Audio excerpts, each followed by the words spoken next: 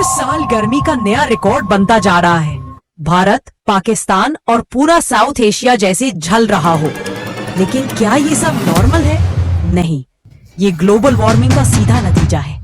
फैक्ट्रियों का धुआं, गाड़ियों की आलूदगी और जंगलात की कटाई, ये सब दर्जा हरारत को बढ़ा रहे हैं। शहर कंक्रीट और आलूदगी की वजह से हीट आइलैंड्स बन चुके हैं।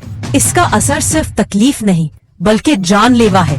हीट स्ट्रोक, डिहाइड्रेशन और दिल की बीमारियां हर साल लाखों जानें ले रही हैं। मजदूर, बुजुर्ग और बच्चे सबसे ज्यादा खतरे में रहे। लेकिन इसका हल भी मौजूद है। दरख्त लगाए, ज्यादा पानी पी, सूती कपड़े पहने और धूप से बचे। और सबसे अहम, माहौलियाती तब्दीली के खिलाफ आवाज उठाए। आज अगर हम खामोश रहे तो कल कुछ भी महफूज नहीं बचेगा।